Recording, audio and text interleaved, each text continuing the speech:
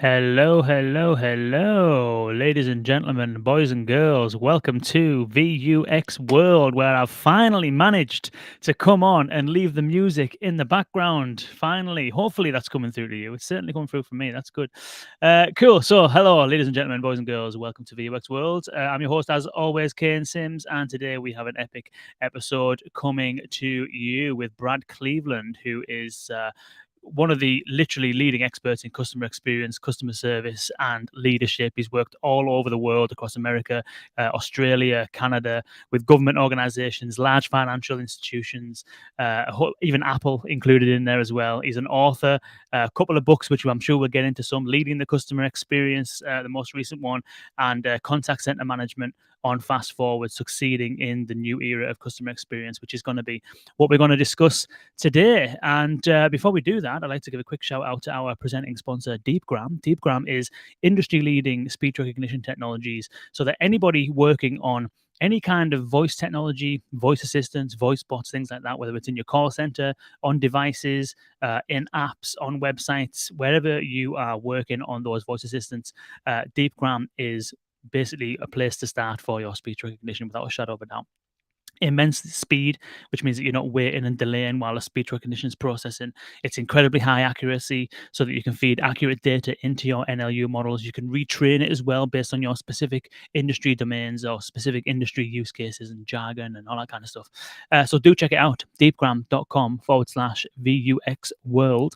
If you are looking for some speech recognition services, that is deepgram.com/VUX World. And without further ado, we've got Andre Godina saying, looking forward to this one. So am I, Andre, definitely. And let's do that, shall we? Let's get into this episode of VUX World with Brad Cleveland. Brad, welcome to the show.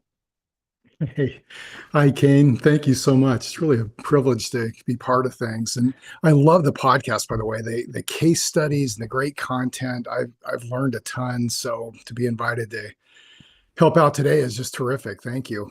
Nice one. Appreciate it. No, I appreciate your time. It's always interesting. We've had lots of different kind of discussions on this podcast, but it's nice every now and then to we spend a lot of time really in the depths and the weeds of kind of AI technologies and conversational AI, NLP, all that kind of stuff. And the whole point really is to figure out where this stuff has its place to improve the customer experience, where it can add value to businesses and customers. But it's always we speak at a granular level in terms of that technology or at a strategic level, but as far as the implementation of the technology is concerned. So it's nice every now and then to kind of stick your head up, have a look at an overview of what's actually going on, where this stuff sits, and broadly speaking, the trends and kind of notable happenings within the customer experience industry at large, really. And I think you are the absolute perfect person to do that with us. So I appreciate your time. Well, thank you. Thanks so much. And again, the case studies that you have, I like to go back and just use the podcast titles as a reference for different areas of solutions and case studies and focus. Just be a great resource. So thank you. No worries, no worries. So tell us a bit about yourself then, Brad. So two books out, which we'll get into. You've been working in the field of customer experience and customer service for quite a while. Wonder if you can kind of give our audience a little bit of a kind of intro to yourself and a bit about what you do. Yeah, sure. So I'll keep this quick. I'm going to go way back in history here for a moment. My first real job, which cemented my really my passion for all things customer experience. But I worked for a telecom computer systems company, and this was back around the time I was going through and shortly after university. And I was the lowest employee on the roster, and my job was to run cable. So for these systems, so I spent most of my days underneath corporate buildings and hospitals, these other businesses we were serving, and it was hard dirty, dusty work. I'd come home looking like I'd been coal mining all day. But I had some great supervisors, and they're like, hey, you're a part of the information economy, and the future is going to be amazing as we bring these capabilities online. And I remember one day I got scolded. I was above ground working directly with customers installing this equipment in their offices. And I'd left fingerprints on a computer monitor. And my supervisor really gave it to me. Like, look, they've spent all this money, done all this training. They're excited about this system. And the first thing they're going to see are your fingerprints. He added a few choice words to underscore what he was saying. And I felt about this high, but I needed to hear it. Wow, he's right. Everything adds up. And customer experience really fascinated me. I remember reading a book by Jan Carlson, back in that day called Moments of Truth. And he was CEO of Scandinavian Airways. And he used to use examples like coffee stains on an airline tray. You get on a flight and fold down the tray, and there's a coffee stain from the last flight. You're going to wonder, is that how they take care of their engines? And so we conflate these things as customers. And anyway, long story short, I went on to work in and around customer service roles and various things, and became a co-founder in ICMI, the International Customer Management Institute. Worked my business partner at the time, Gordon McPherson, was a real visionary, and 20 years my senior. He retired a few years later, and I became CEO and served there for many years. But what a great experience working with him, and just all these doors open. Like, had the chance to work with small organizations and large organizations and those in between and various levels of maturity, and had this front row seat into these decisions and what was working and what wasn't. So anyway, it's been a journey with a lot of serendipity and just kind of going through the doors that have opened. But I just love this field. Interesting. Yeah, the ICMI. I mean, everybody knows the ICMI and the kind of work that it does and stuff like that. And what led you to kind of where you are now? Writing, books and kind of consulting independently now. Correct me if I'm wrong. Is that right? Yeah, so we sold ICMI in it's been over 10 years ago now to Informa, a London-based organization. They were actually United Business Media back at the time. UBM got acquired by Informa, which was a great opportunity for ICMI because it gave us an even bigger footprint and the resources of really one of the largest media companies in the world. So we were able to reach even more nooks and crannies with contact center, customer facing, research and work that we were doing, and just all things customer experience. So when you sell a company, they normally want the door to help push you out. I mean, it's not yours anymore, and your advice is not helpful. Thank you very much. That hasn't been the case with Informa. They've rolled out the red carpet. I still advise them today, but they're also like, hey, go do what you love to do, and so I'm doing courses for LinkedIn on LinkedIn Learning's platform on customer experience. I've got about a dozen courses there. I'm doing independent consulting and just lots of speaking and just some really fun things that come along that allow me to stay out there and see what's happening firsthand. Nice, nice. It's whenever I think about customer experience, I mean, my background is kind of like more in on the marketing kind of front. I did marketing like uni, worked at a few agencies and stuff like that. I started working on kind of like service design kind of initiatives where, more like end-to-end sort of transactional stuff. Did a lot of work in government and working on that kind of service design stuff. And so it's when I think of customer experience, it's a bit like I feel as though it's a bit like the term branding, which Mm. for me, coming from if I think about the marketing side of me, I think everything's branding. Your product is branding. The way you talk about yourself is branding. The design choices that you use is branding. The way that your people speak is branding. Every single thing you do is branding. And then if I put my service design hat on, everything is customer experience. the way you conduct Right. yourself, how fast or slow you are, the products and services you decide to sell, how you sell them, who you sell them with, how you talk to people, every single channel you have available, for people to get any kind of exposure from the business. They're having some degree of an experience. So it's, for me, I Yeah. always find it a bit difficult, not difficult, but it's one of those terms where it can mean so much that it can be quite difficult to kind of pin down. So I'm wondering whether, in your kind of experience, how do you like to define customer experience? What is it that it means to you? Yeah, boy, that's a great question. As you describe the branding perspective and marketing and customer, so I find that with so many of us, like we interpret customer experience through the lens that we're wearing, the experience we have or the role that we're in. But here's how I define customer experience broadly, and this really does involve everything you just mentioned and just anything that happens that's going to create that perception, that experience that our organizations that our customers have. So three points. Everything a prospect or customer hears about your organization, every interaction they have with your organization and its products and services, and ultimately how they feel about your organization. If I were to mention different company names, different organizations, some of them would create feelings of excitement, and others maybe feelings of dread. With some of us, we have to be their customers, and it's painful at times. But people will hear that definition like, how do we control everything a prospect hears? Well, we obviously can't, but can we do such a great job that customers are inclined to say good things about us? You bet. Can we control every interaction they have? Well, some don't go quite as well as others, but if we set up the right technology and processes and a culture to ensure the vast majority of interactions go well, we're going to be on the right track. So it really is a team sport. It's everything. It's marketing and accounting and the expectations we set and legalese and the documents and the service and just everything we do, which is what makes it fun.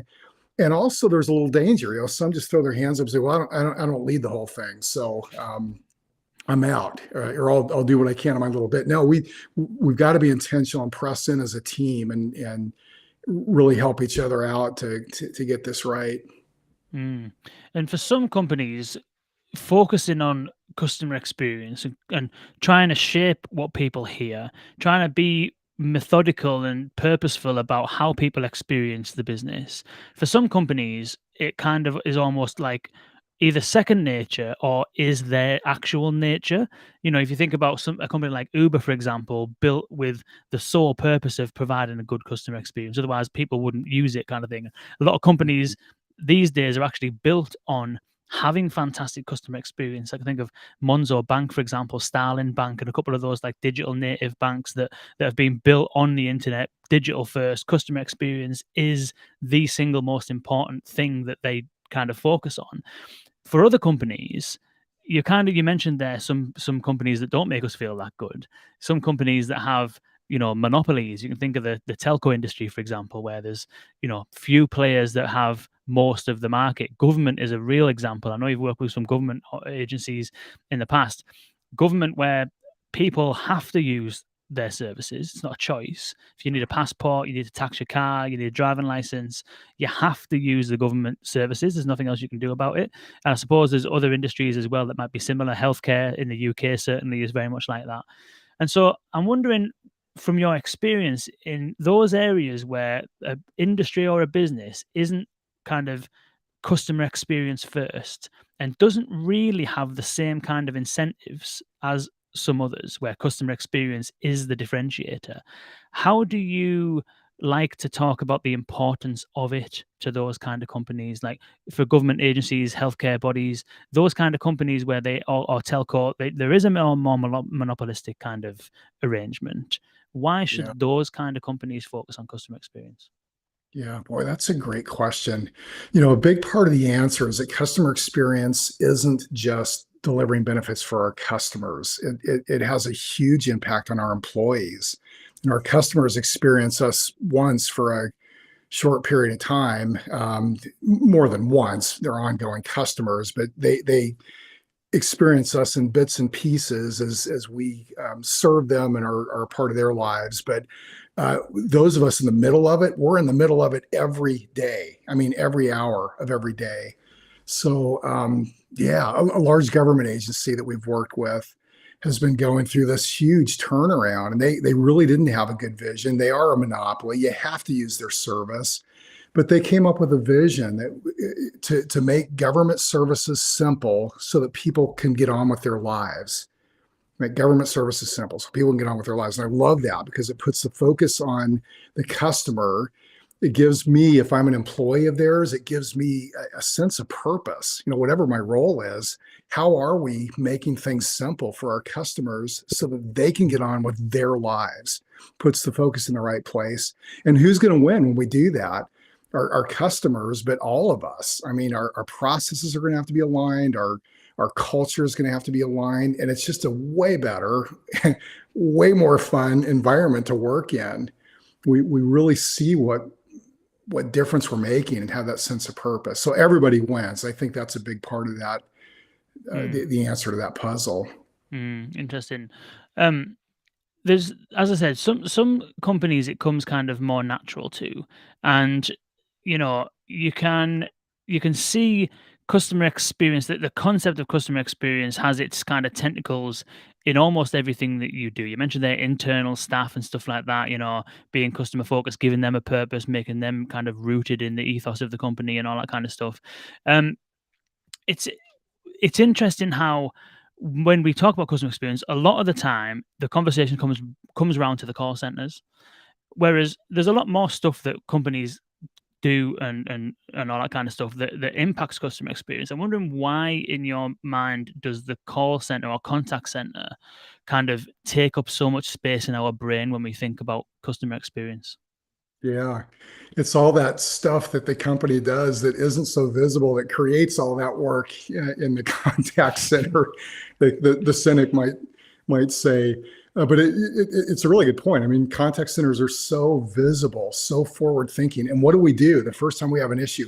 I got a fraud alert yesterday on a credit card, and I haven't had this happen for years, thank goodness. But I'm sitting here working, just doing my to-do list yesterday, and I get this bang on email and then a notice on text, and first thing you wonder is it a hoax? It looked legit, and I knew it was legit because they included enough of my information that all right, this is probably the real deal. So I called. I mean, it was American Express card. They were fantastic, but before I even dialed the number, and it's Amex. I've worked with them. They've been a client. I know they do. Overwhelmingly, they do a good job. I got that pit in my stomach. Like, this is going to be a hassle, just having to go through this. And they made it super easy. They were empathetic. The process was great. I've got a card on the way. I actually travel later this week. I'm going to be out of town, and I kind of need to use this card. I've got a backup, but they're like, we'll overnight it. So I think, to your question, the contact center is so visible, and that is where we have to go. And if they do a great job, where we get to go when when we most need them. Interesting. That's a nice way of putting it, that if we do a job, where we get to go, as in it's an opportunity from a customer's perspective to liaise with that part of the business. Because a lot of the time in the past, the call center has been a place where, you mentioned there, alluded to it, that something happens in another part of the business, sales breaks down, or there's something wrong with the product, or the service is faulty, or someone needs to make a claim for something, or whatever it might be. Like, part of the business that offer the products and services tend to be separate from the call center, but the call center picks up the slack. So it's Right. kind of it's historically been seen as that, isn't it? Which is almost like the place that deals with the fallout from other parts of the business. Yeah. Whereas these days, it actually is, you mentioned there, good experience with American Express. Contact centers now manage pretty much every channel for a business. Some people might not even know that when they're sending a text message, responding to a text message to their mobile network provider, they might not realize that they're having an experience with the contact center. but yet they are. So, do you Yeah. think that it's? I don't want to put words in your mouth, but is the contact center reshaping its reputation from being the place where people go when things go wrong to a place where people want to go because it's a good experience? I do. I think there's been enormous progress in developing an understanding across the organization of what the contact center can do, how we can serve other parts of the organization. We've got such incredible visibility on processes and issues that we really where we can innovate across the organization. So I do think there's been a tremendous cultural upgrade in contact centers, and they're pretty amazing places to to be a part of. I mean, just the multiple channels that everything comes in. That the contact center touches everything, anything going on across the organization. We're a part of it, so it's just a fascinating place to be, content wise and channel wise, and working with our colleagues across the organization, those opportunities, just a super fun leadership opportunity, and really engaging for anyone who's a part of a forward thinking contact center that really is creating value. So short answer is yeah, there's been a real cultural upgrade. Mm, mm. And it's, I mean, you mentioned the other week you had an interesting post around the contact center becoming an insight center, and we've heard lots of stories and stuff like that over the last few months and years and such about contact centers becoming revenue centers. Where I think we had Mark Bernstein on the show from Bolto, and he's the CEO of Bolto, and he was talking about a time when he was calling, I think it was his mobile phone carrier, and he was calling to, I think he was trying, either he was going to leave, I can't remember exactly what it is, so forgive me for getting this wrong, but he was either going to leave the contract or he was calling to query a bill. I think he was actually going to leave. I think that's probably what it is. I think he was calling about to leave, and the experience he had with the person on the other side was that they were really apologetic, really empathetic. They had the kind of like autonomy to be able to wipe clean the previous charges on the bill and refund them and stuff, and then offered to discount the ongoing bill for the next 12 months, providing he was gonna stick with the contract and stuff like that.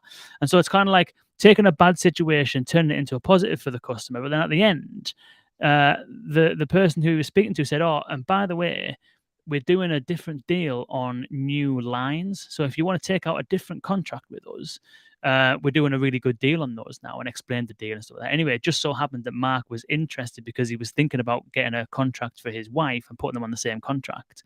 And that's what ended up happening. So a call that was beginning as "I'm going to leave" turned into a call where there was one contract for 12 months plus a brand new product sold at the end of it.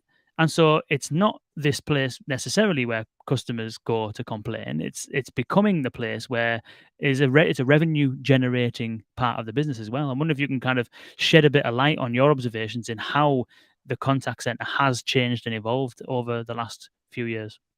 Yeah, yeah, and that's a great example you mentioned. My question would be, could we have saved that account and built that loyalty before it ever had to become a save? Because he probably ended up in some super agent group that they've got the empowerment to solve all these issues and make decisions and make things great. And we don't want it to have to get to a group that has to save us. So I don't want to assume that that's what happened, but I'd want to ask that internally.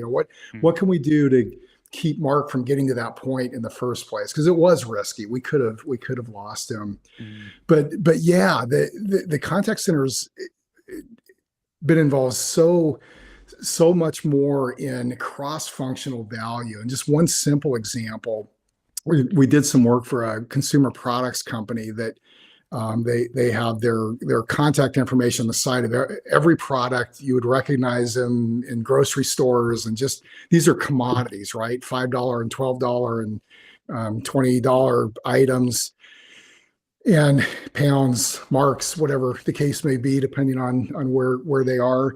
And if you have a question or something you need to run by them or a bad experience, you can reach them through one of these contact channels. Well, their contact center was the second to lowest part of the organization in terms of employee satisfaction. And I went in and spent some time with them and was kind of asking why. And one employee was like, why not? We handle gripes all day. I mean, how valuable can that be?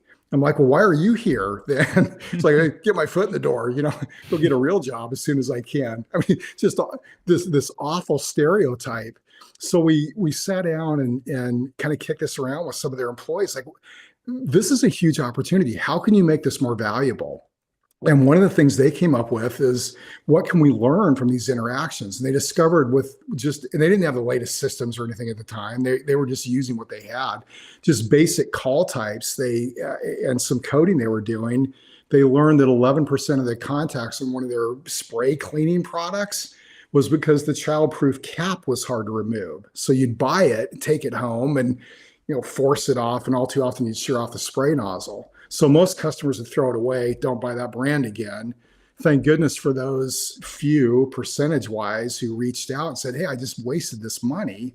And they were able to make it right and send them coupons for replacements and that sort of thing. But they took that data to their packaging supplier, and it was irrefutable. It's like, we've got a problem here. So they redesigned the cap, and those contacts just went away. And they're like, whoa, that was just a little initiative on our part, and it's saving us millions of dollars a year. What can we do beyond that? And they went on to inspire new product lines from what they were learning. They were a part of innovation efforts and research and development. These were commodities. I mean, my goodness, if you can do it with commodities, you can do it with anything. And the employee satisfaction surveys, and this was months down the road, they went from second to lowest in satisfaction across the organization to second to highest. Their turnover went way down. They were a place people wanted to work.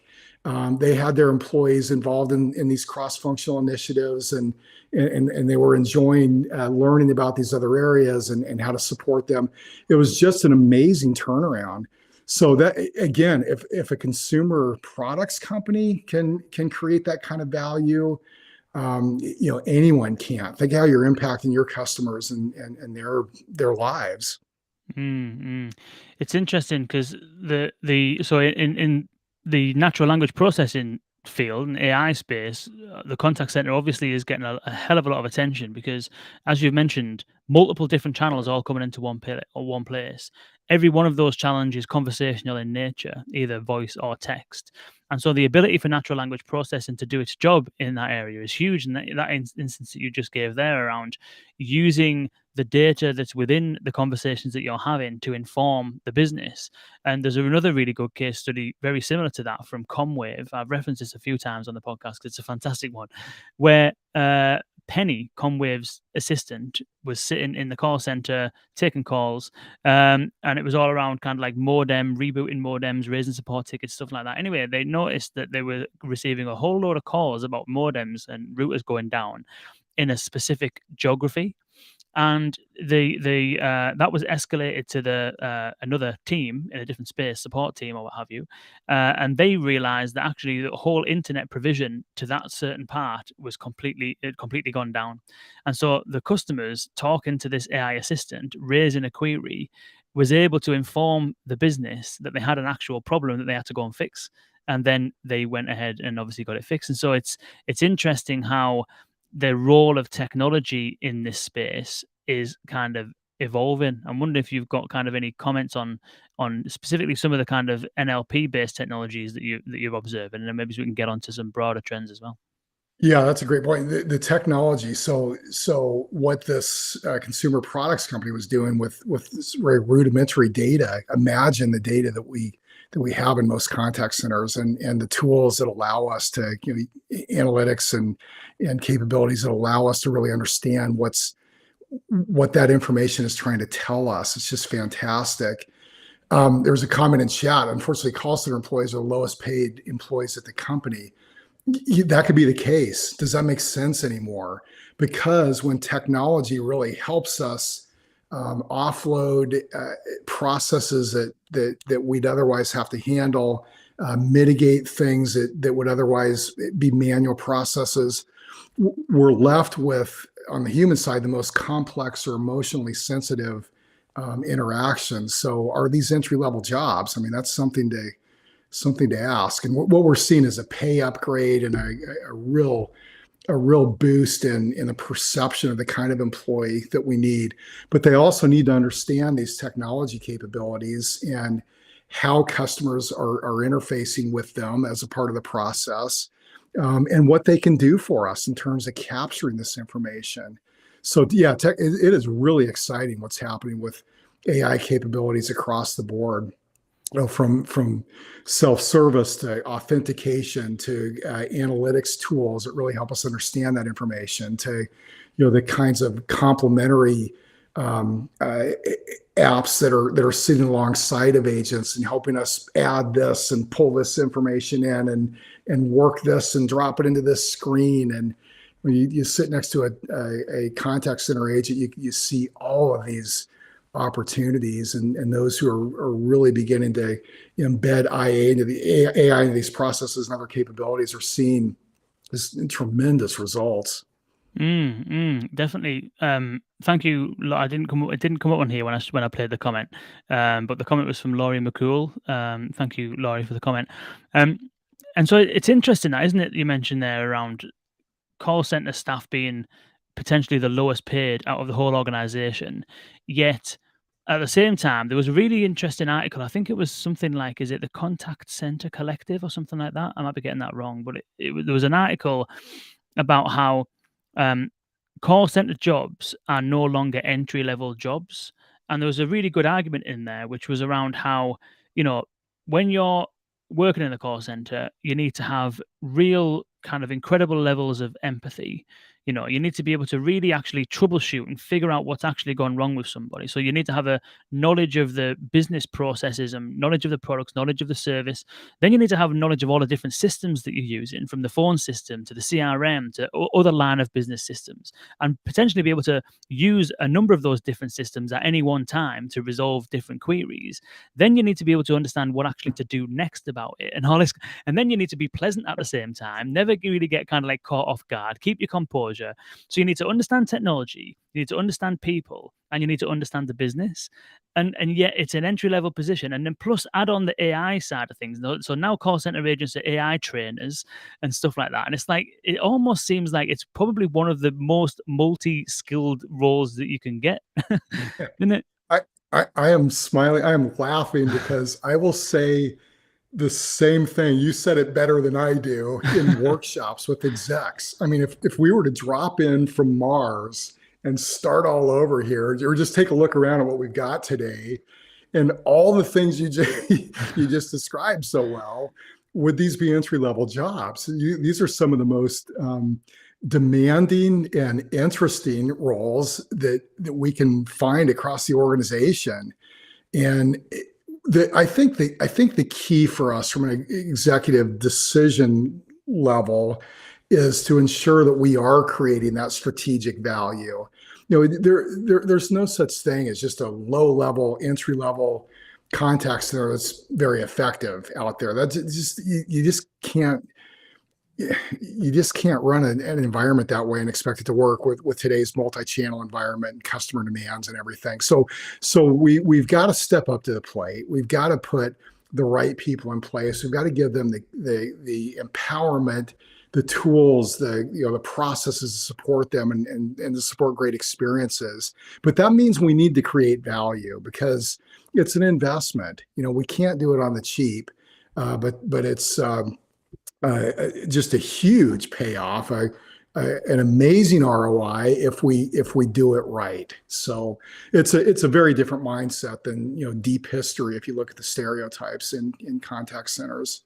It's interesting, isn't it? I mean, you mentioned quite a while earlier on around technology and culture.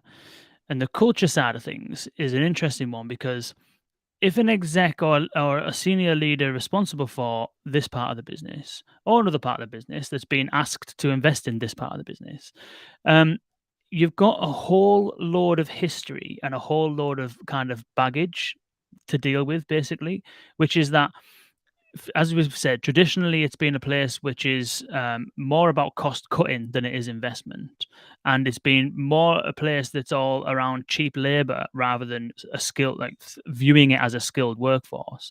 And so all of a sudden you do have examples of cultures where it's different. There's a really good example from Tom's Shoes, for example, where there was no KPIs around, average call handling times and stuff like that. It was just do whatever you need. And there was that famous story about somebody who was just literally on a call with a customer for an hour or 8 hours or however long it was, just generally having a chat.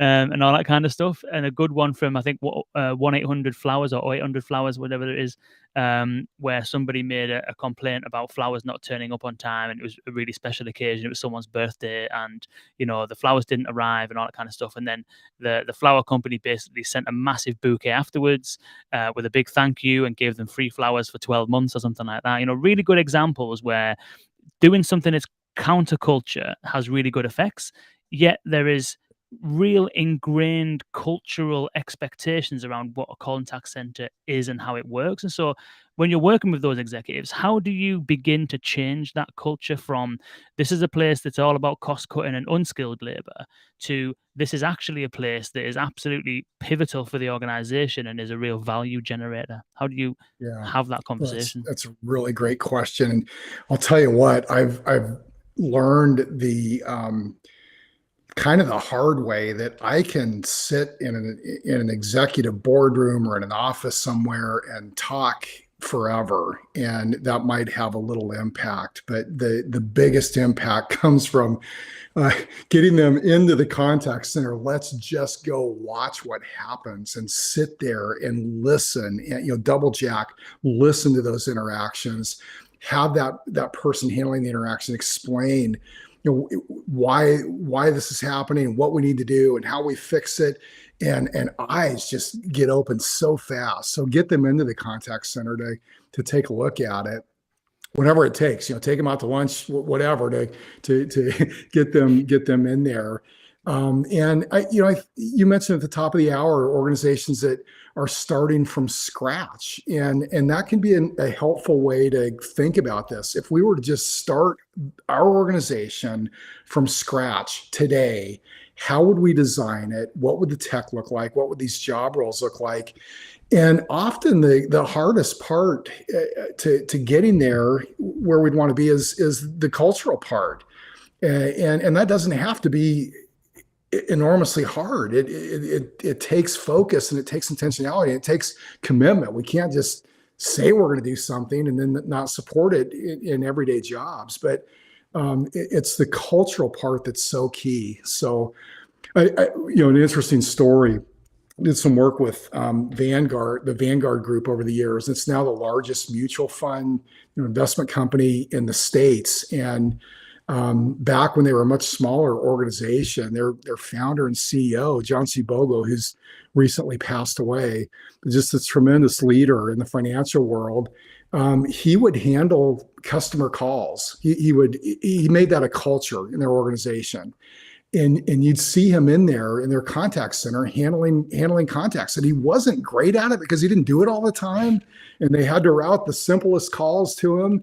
And they call them the Swiss Army, this group that would come in and help from the outside. They had to train them and get the simplest contacts to them when their volume was under pressure.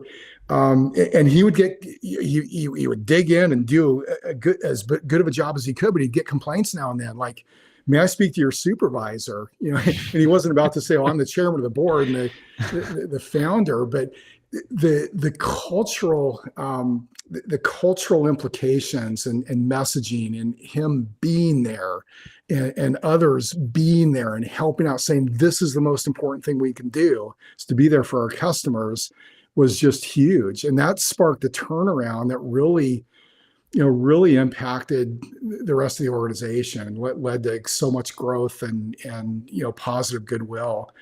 So I love to see that.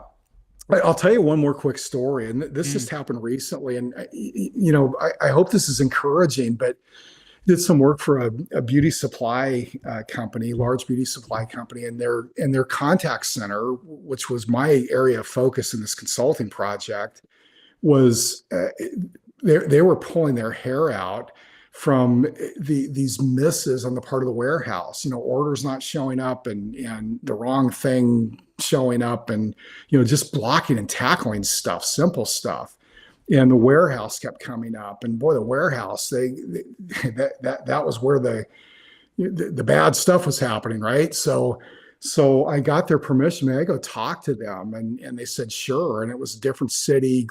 They had a number of warehouses, but I went to their kind of their first and main one. Huge operation near a major airport.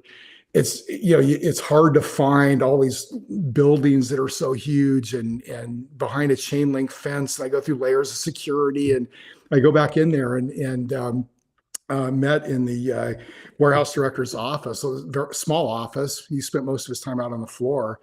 And we talked for just a little bit. And he's like, "Thank you so much for coming here. I really, no one from customer service has ever been through here." He's like, "No one from about anywhere has ever been through here."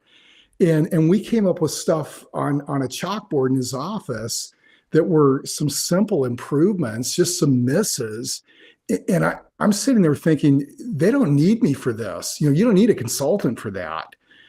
Get out there and look for these opportunities and build those bridges and those relationships, and things really begin to turn around. Not because anything brilliant I did, but just because that collaboration was more established. And I did encourage them. You've got a cross-functional team here that you need to develop and grow. You can't run a contact center within a contact center. You've got to be out there with your colleagues, understanding their world and how you can serve them if you're really going to create value here. Mm. That's really interesting. And you might say that they don't need a consultant for that, but part of, I think, what a consultant like yourself brings in that situation is that kind of thinking. Whereas I think that in the day-to-day kind of like running of a contact center or of a business, it's very hard, I think, for some people to kind of have that overarching view and say, okay, there's a problem in the warehouse. Why don't we just go and talk to the warehouse? Because a lot of organizations are very much organized in these divisions and silos, and sales doesn't speak to complaints, or onboarding doesn't speak to such and such, and all that kind of stuff. And it's like it can be quite a challenge, especially if you don't have a culture based on autonomy. If everything's based on permissions, then it gets really kind of difficult. But that's an interesting thing, that in terms of going to another part of the organization, it's like most contact centers, certainly that I've worked with in the past, there's always a problem with another part of the business, always, and that's where the calls come from. And doing that work to figure it out, it's not intentionally a problem necessarily. It's not that the warehouse is purposefully trying to cause problems for customers in order to give the contact center something to do. Right. And so spending that time to figure it out obviously helps. But do you think that there is a time or a place where, if you get to the root cause, because this is what people always say, isn't it? If you can get to the root cause of the problem, you'll stop the call. The best way of preventing the call is not to shift it from the website onto a live chat, or from a live chat into a call center or whatever. It's not about shifting and managing demand, containing demand. It should be about fixing the root cause. Do you think there's ever a way that a business can fix so many root causes that the contact center becomes a totally different place? Or do you think there'll always be problems that lead to those contacts? No, I think we're always going to need the contact center. I mean, I've heard for 30 years that the next great technology disruption is going to mitigate the need to even have service in a contact center, and that hasn't been the case. From the internet 30 years ago to smartphones and apps to today AI and the machine learning, the tools we have. But you hit on the heart of the matter. When we mitigate those things that shouldn't be happening in the first place and really get to the root cause, it opens up the opportunity to focus on much higher value issues and really get those right.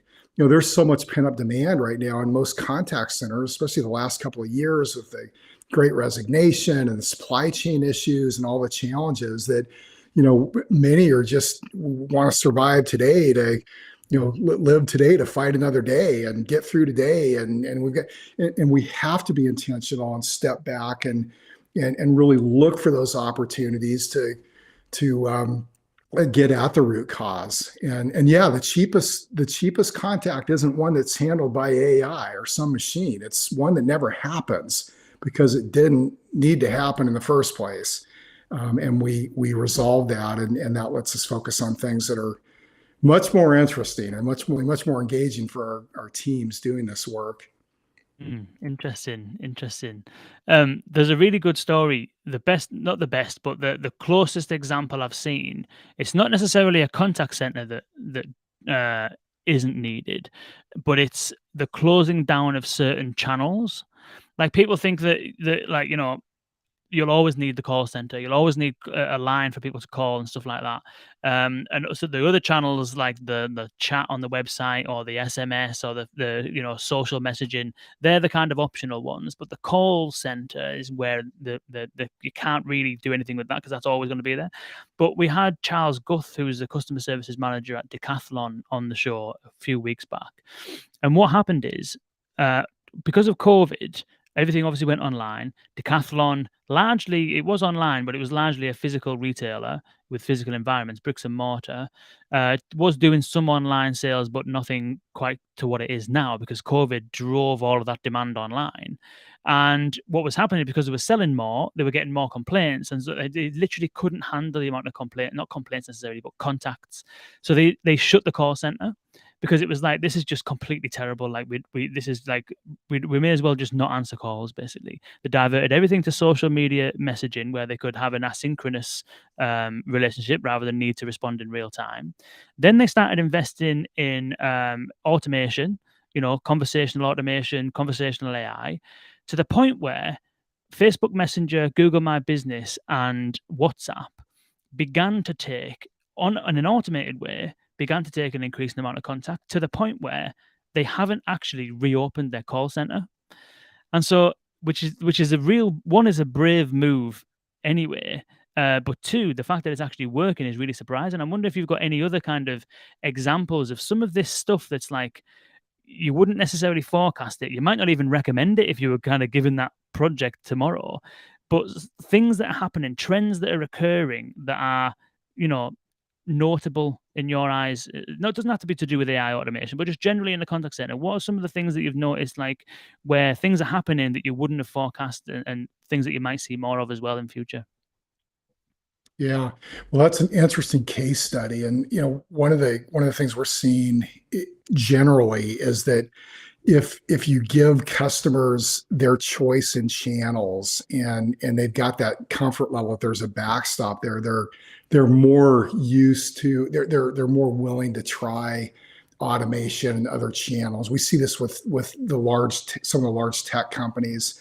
Be there through a number of channels, but give them the comfort level that whatever they try, they're going to have an out. They're going to be able to use the channel that makes sense. So that's our general recommendation. Just closing off a channel usually doesn't work.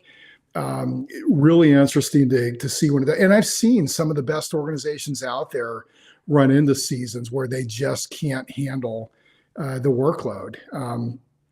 Thinking of a manufacturer of high-end audio equipment and some of the auto manufacturers right now. And one Zappos, the shoe company, closed down for their contact center down for a time for a similar sort of reason. They were just overwhelmed with the contacts from some of the things that had happened. But they used that to push tools, push processes. They reopened those channels, but their customers were able to try some alternative ways of getting what they need, and it worked. So our advice is to give customers a choice, but do a really good job with your digital channels and continue to build those tools and capabilities. Create a digital front door where you're authenticating them. They're in the system, so you've got the ability to pull up where they've been, what they've done, what channel might make sense, what next step makes sense, and you can pull them along, guide them along. Pull them sounds too much like pulling, but you can open up those doors for them and encourage them along the path that makes sense, and you'll see good things happen. Interesting. On the line of channels, you mentioned that it's unusual for closing down channels entirely to have a positive effect. But there's this temptation to open up more channels all the time. So you've got every CCAS provider out there has support for all kinds of different channels, and they increase all the time. From you know Slack and Teams and Alexa and Google Assistant and heaven forbid any metaverse channels that may appear. Then you've got kind of WhatsApp, SMS, you've got RCS messaging on the horizon, you've got Google My Business, Instagram messaging, Facebook messaging, Twitter, LinkedIn. You've got all the explosion of all these different channels that's really tempting to a little bit like it was when the internet was first kind of blossoming, which is, oh, we need a Facebook page, we need a Twitter account, we need this, we need to be on YouTube, and this kind of like temptation to be pulled in all of these different directions.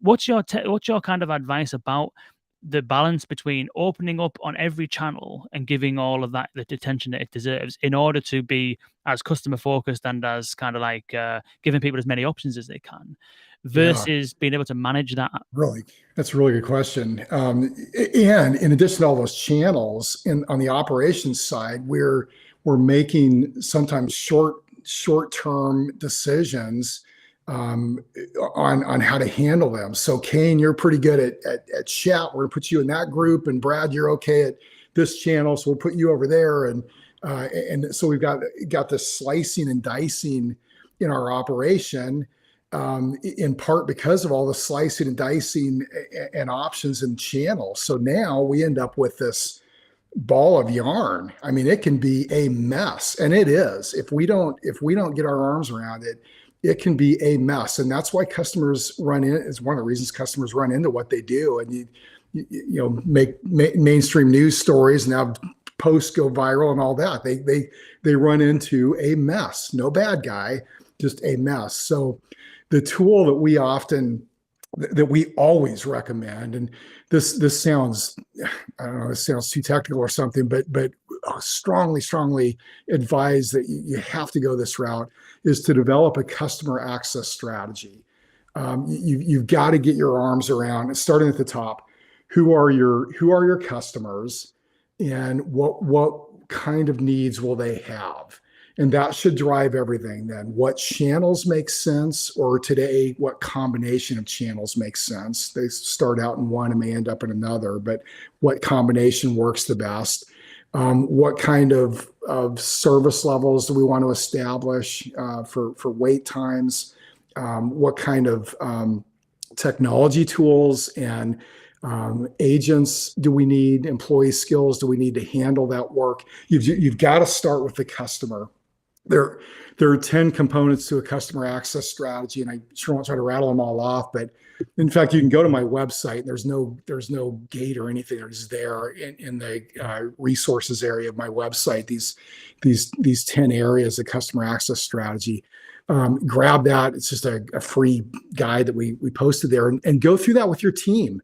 Let's work through each of these components. Do the hard yards to think through each of these components and go forward with a plan. In the absence of a customer access strategy, I just don't see much success. It's like whack-a-mole. You can tamp a problem down for a while, it's going to pop up somewhere else. So you have to have an overall plan. Nice. We will put that on the website, on the show notes. I'm just going to find it now. Oh yeah, of course, yeah. It's a snippet from your LinkedIn Learning. Is it? Is that the one I'm looking at? I probably have a snippet from a course on customer access strategy, and there's a worksheet, and I think it's in the resources area under a tab called worksheets. So, and again, it's not gated or anything. You don't have to leave, you don't have to leave anything, your email or anything, and just grab it and go. It's just there Perfect. to be a resource. We will put that in. Oh yes, there it is. I'll put it in the show notes, and we can link to that. And it's also highlighted in your book, is it not? It is actually in both books. Right. It's in leading the customer experience in the customer service section. Customer service is just a part of customer experience, but a critical part. So it's in leading the customer experience, and it's uh, covered quite extensively in contact center management on Fast Forward. Yeah. Okay, cool, cool. We'll put the links to those two in there as well. I was going to say, should we get into the top to the 10? But I think it might be nice to leave something for people to go and discover potentially, unless you want to give maybe is a 5 of the 10 and leave a bit to be desired. Yeah, of customer access strategy Yeah, yeah, specifically, yeah, yeah, yeah. or so. Well, there's customer access strategy. So, who are your customers? What needs would they have? What contact channels then make sense? What service levels should you establish? What tech and human resources do you need, and so forth. Right. There are 10 buckets for customer experience as well, the higher level part of this. Yeah, the customer experience leadership book covers the 10 and 10 chapters. Here's a little hint. You can go on Amazon and grab the table of contents and get the 10 without buying the book. If you buy the book, it's not going to break my heart, but this is not a shameless plug to have to go buy the book. But we believe there are 10 pillars to customer experience, and we've actually hit a number of them here, but vision and employee engagement and listening to customers, voice of the customer, the strategic value of customer service, and so forth. So those are there as well. Nice, wicked. Well, we'll definitely include those links. And to wrap up, finally, what is it that you see kind of happening? So COVID for one has been a massive thing that has, brought about a load of change across a whole bunch of industries and businesses. Contact center being really at the heart of a lot of it from a demand perspective initially, then from a kind of investment in technology and automation perspective. And so the kind of we've mentioned at the beginning that this journey that the contact center has been on from a place that kind of deals with everything that goes wrong to a place actually which is the heart of many businesses where all of the conversations happening, where all of the customers go, where you need a multidisciplinary workforce with some of the most bleeding edge technology that exists today that's at use. Oh. And so it's become this place of real interest, I think, certainly for me and for businesses in general, I would say. And so where do you think it goes from here? What are the kind of things that you're observing now bubbling on that you think might kind of, be something to watch out for in future? Yeah, that's a really good question and one that we all need to keep asking. But I would, a trend I see and one I would encourage you to be intentional about pushing along is really understanding other aspects of the operation. So if you're working on the tech stack and have these cool projects and wow, it can do this and that, you can get kind of siloed pretty quickly on kind of go down that rabbit's hole and you launch something that it maybe is successful or maybe it doesn't quite do what it's supposed to. But having spent time in the contact center and up the supply chain, down the supply chain, with manufacturing, with the warehouse, with after sales support in whatever kind of operation you are, get out there and spend time with your colleagues. I think we're going to see the growth of customer experience leadership within roles. It's not a department or initiative or some super duper group that does that whole thing for our organization. It's all of us. So I think we're going to see the growth of customer experience leadership, whatever our role, and particularly important for those in IT and working on the technology, because it's so powerful when it's aligned to what our customers and what our cross-functional needs really are. So, and that doesn't necessarily dramatically change anything anyone might be working on. It just adds context and a richness to getting it right, real direction to getting it right. So I think we're going to see that. I think we're going to see data-driven decisions. You mentioned conversational AI's capabilities to really mine conversations and that enormous amount of data that we're collecting in all forms. And that's exciting. Learning how to use those tools and then learning how to act on what we're learning. It's got to compel change, right? We've got to design better products, design better processes, mitigate work that shouldn't happen in the first place. So acting on that information, not just capturing it and and being awed by it, but what's it mean for us now? So I think that's going to be a strong trend. And again, building customer focus into every job role. What's it going to take for me in my role to really further our vision and mission to be there for our customers and really have their backs. It's such an exciting time, and it's been so painful and in so many ways these last couple of years, and so sensitive to how difficult on so many levels it's been. But the silver lining is it has forced us to innovate, and it's put customer experience front and center. It's a really, really exciting place to be going forward. Nice. Well put. Well put. Thank you so much, Brad. That has been really, really interesting. Really appreciate your time.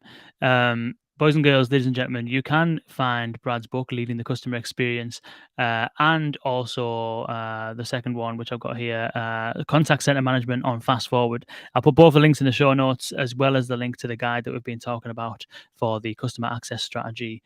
It's been an absolute pleasure, Brad. Thank you so much. It's been really, really good. Thank you, Kane. Really appreciate it. It's my privilege. Nice one. Very good. Well, thank you, boys and girls. We'll be back on Thursday with a webinar with Core AI, where we'll be diving into one of the technologies you alluded to, actually, Brad, Agent Assist, and how that is empowering agents and thus improving customer experience, how you can get started with it, some of the key strategic decisions that you'll need to make, and how to go about implementing it. And then next week, we have two podcasts coming up. One with Unique, Danny Thompson, the CEO of Unique, talking about digital humans, which we didn't really get into today. The concept of, you've got conversational AI, but on top of conversational AI, digital humans being able to handle these conversations in different environments, emerging as they may be. And also we have Stefan Biedjerk of Rabobank, talking about how Rabobank in the Netherlands are using conversational AI. So please do tune in for that. Thank you again, Brad. It's been an absolute pleasure. Thank you for Thank tuning in, you. boys and girls, and we'll see you soon.